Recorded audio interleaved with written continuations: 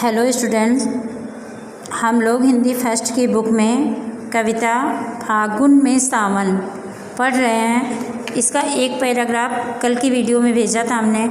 आज second paragraph पढ़ेंगे यहाँ से। सौंधी सौंधी मिट्टी महकी, गमक उठा उपवन, बिजली कौंधी आसमान में, धरती में सिहरन।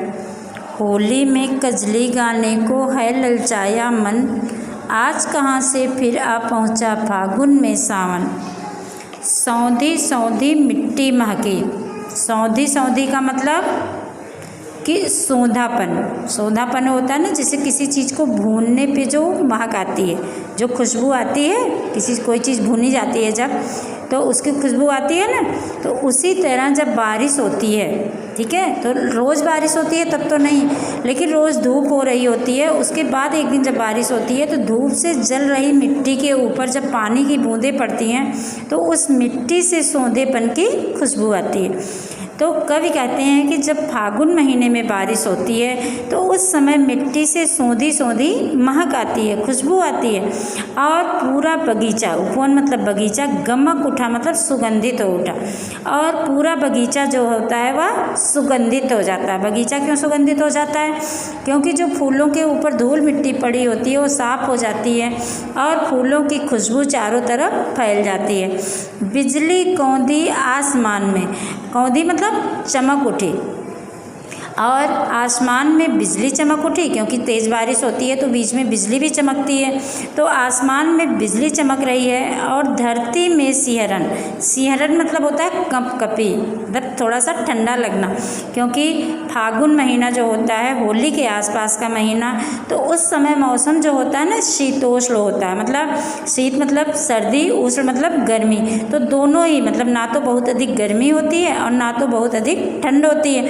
तो जब बारिश होने लगती है तो लगता है कि जैसे फिर से सर्दी वापस आ गई, फिर से ठंड वापस लगने लगती है। तो आसमान में तो बिजली चमक रही है और धरती में सिहरन हो गई, मतलब धरती में थोड़ी सी ठंड फिर से वापस आ गई। तो होली में कजली गाने को है ललचाया मन। अब इसमें देखिए कजली, कजली शब्द दिया गया ना। कजली एक पारंपरिक गीत है, ठीक है, जो सावन महीने में गाया जाता है। तो वर्तमान समय में तो मनोरंजन के इतने साधन हो गए हैं कि लोगों के पास उतनी फुर्सत ही नहीं, ना तो उतना ज़्यादा आपसी प्रेम व्यवहार लोगों के अंदर रह गया।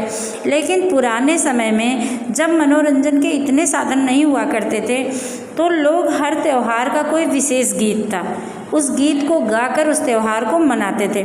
उसमें लोगों के अंदर सामूहिकता की भावना होती थी, पूरे मोहल्ले के लोग इकट्ठा हो जाते थे और साथ में मिलकर गीत गाते थे और त्यौहार को मनाते थे।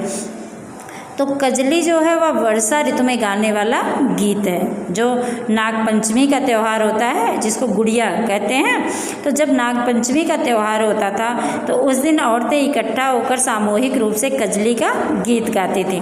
तो कवि कहते हैं कि बारिश होने के कारण जो बारिश सावन का एहसास करा रही है, ऐसा लगता है कि जैसे फिर से सावन आ गया है।